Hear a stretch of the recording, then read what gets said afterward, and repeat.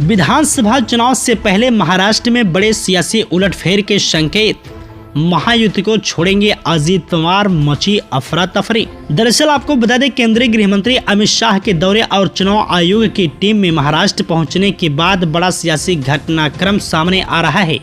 दरअसल महाराष्ट्र की सरकार में 1 साल पहले शामिल हुए अजीत पवार महायुति यानी एनडीए से बाहर होंगे। महाराष्ट्र की राजनीति पर पैनी नजर रखने वाले सूत्रों ने इसकी भविष्यवाणी कर दी है।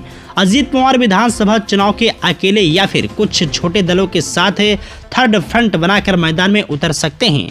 लोकसभा चुनाव के बाद पहली बार ऐसा हुआ है जब बीजेपी नेता और महाराष्ट्र के उप मुख्यमंत्री देवेंद्र फडणवीस ने भी लोकसभा चुनाव में कमजोर प्रदर्शन के लिए अजीत पवार पर ठीकरा फोड़ दिया है।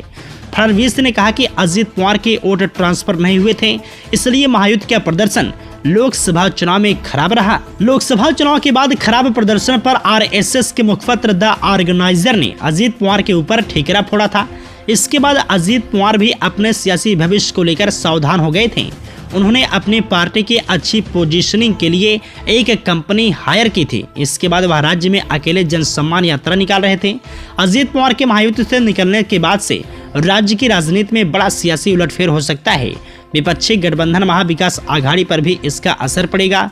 सूत्रों के अनुसार अगले कुछ एक दिनों में अजीत पवार महायुति से एग्जिट ले सकते हैं। पिछले दिनों बीजेपी नेता नीतीश राणे द्वारा अल्पसंख्यक समुदाय को लेकर की जा रही बयानबाजी पर भी अजीत पवार की अगुवाई वाली एनसीपी ने नाराजगी जाहिर की थी। इसी के साथ आपको बताते चले कि महाराष्ट्र के राजनीतिक विश्लेषक दयानंद नीने कहते हैं कि अजीत पवार महायुति से बाहर आने का फैसला ले चुके हैं। अब वह इसका ऐलान कब करते हैं इसका इंतजार है। अभी जो परिस्थिति बनी है उसमें वह सहज महसूस कर रहे थे।